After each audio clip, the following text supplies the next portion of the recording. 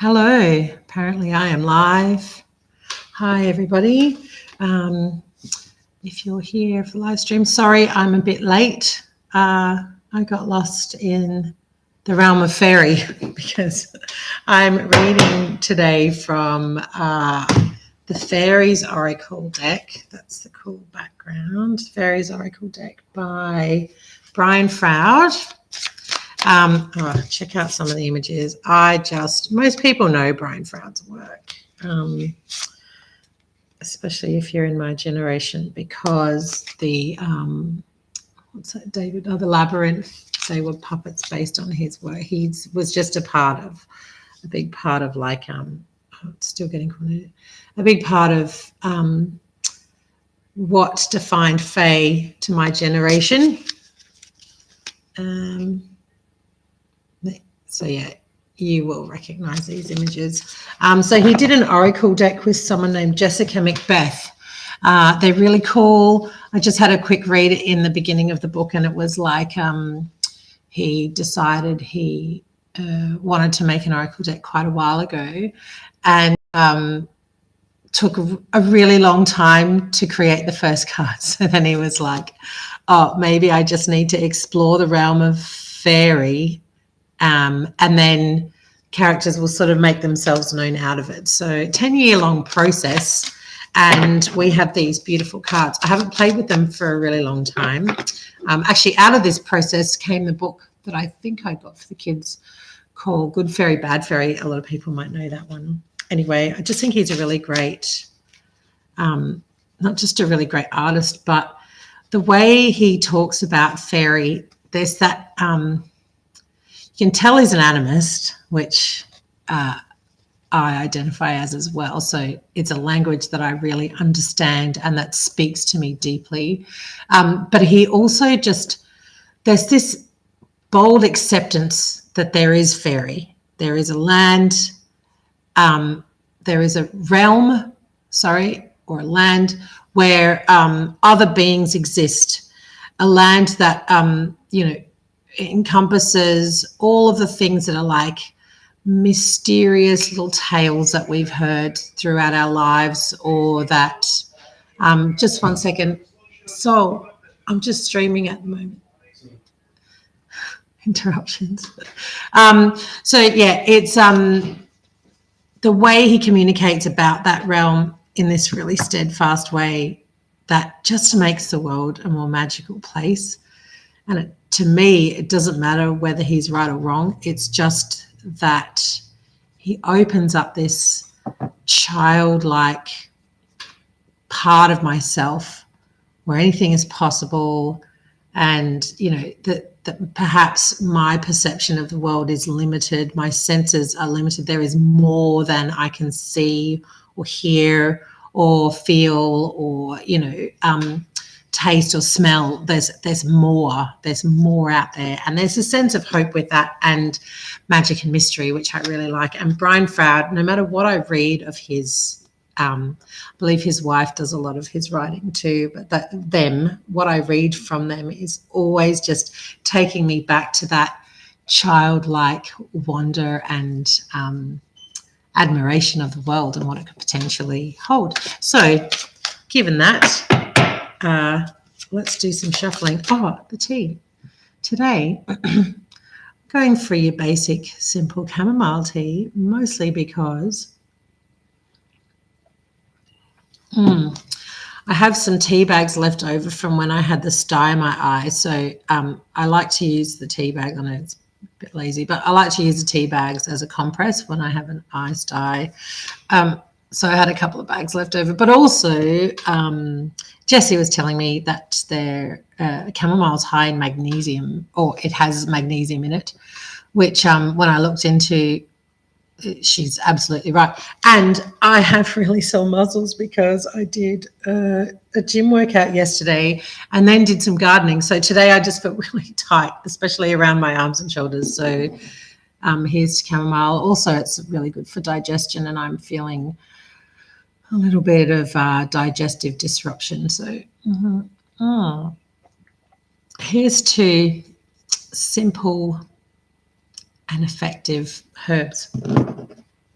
Okay, so let's do a bit of a shuffle. We've got a moon that is waxing, so getting bigger. Last night, to me, the moon looked like first quarter. I don't know that exactly is true, but what I do know is that it is now currently riding through Pisces, and that Pisces thing of, I think that's why the fairies oracle jumped out at me, because the Pisces thing is about, the mystic and the dreamer, and the realm of possibilities that's beyond what we can see, that idealistic way of looking at the world. So maybe that's why they jumped out, but it seems pretty relevant. And we're still in Scorpio season with the sun, so a couple of water signs there. Let's see what we pull out for today.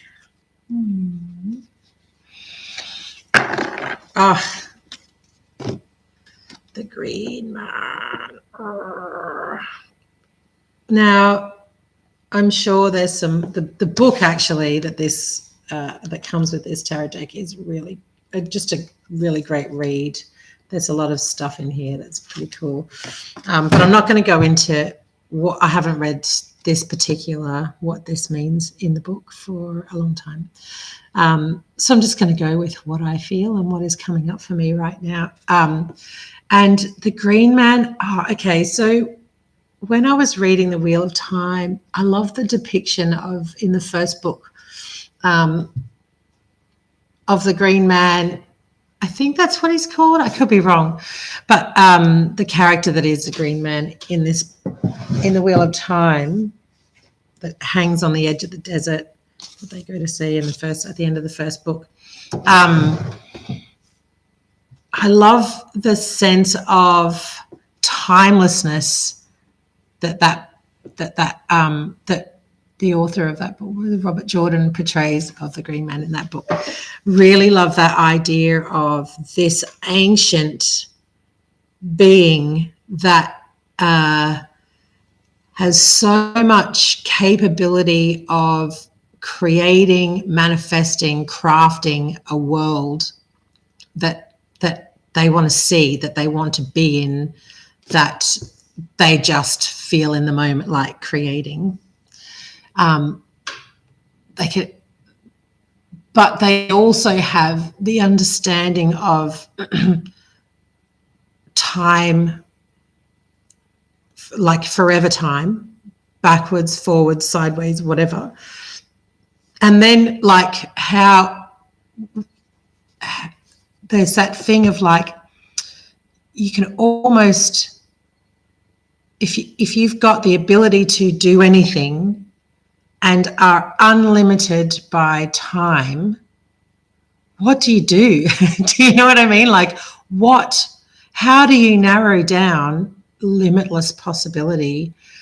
I would feel quite overwhelmed with that. I would feel, if it was dumped on my shoulders right now. But what's really great about this being is that they've been around forever. The green man is in so many different stories, and it's all that there is this ancient wisdom in that. And that's what I want to tap into with this, being able to be the dreamer and intense and knowing what you desire, and the idea that you could manifest and create anything that you want. But there's that voice of wisdom that's like, okay, is it really what you want? And if you do create it, are you going to be satisfied with that? Will that be a fulfilling thing for you? Is it worth putting your energy into? Not only that, but how is that going to impact other people around you or the world around you? And I wonder sometimes if we, because we hide, well, hang on, I'm being quite judgy when I say this, so let me rephrase it.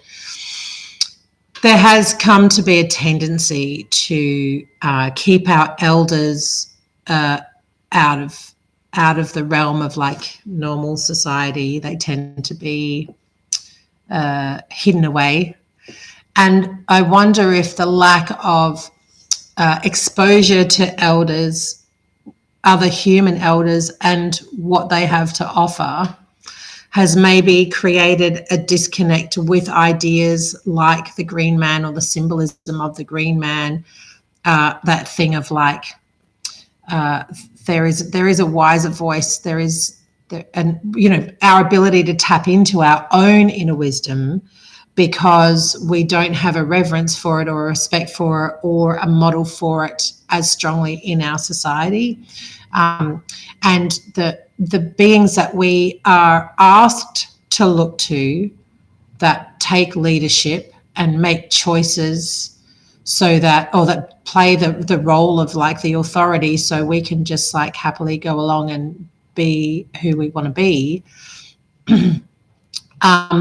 I think on a surface level we want to go, okay, they're doing it, but most people I know, and when anyone else who looks a bit deeper, you realize that like, oh my gosh, like, is that really the voice of wisdom that I want to be manifesting my world, that I want to be giving power to create a landscape that I want to be a part of, or a world that I want to contribute to? And I wonder if the green man's popped up today in this reading just to remind us that we have access to this. Every single person has access to this. This is like woven into, not only woven into ourselves from our ancestors.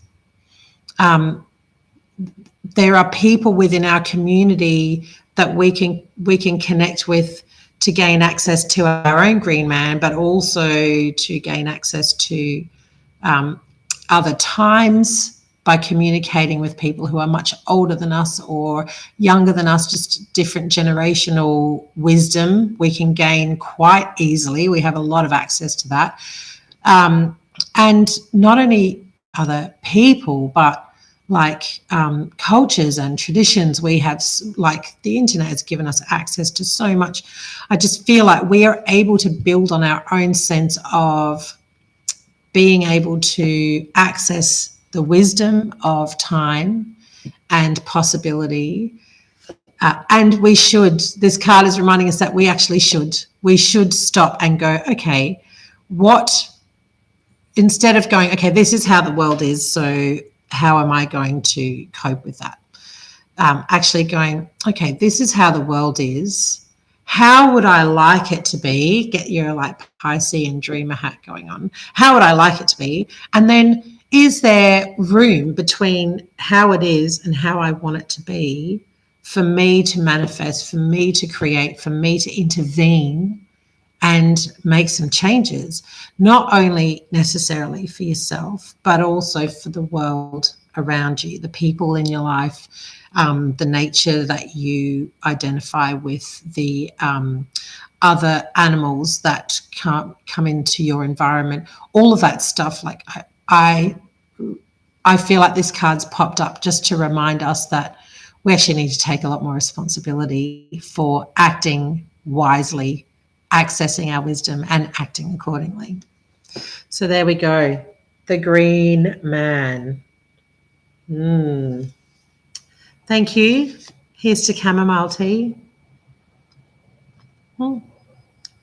See ya.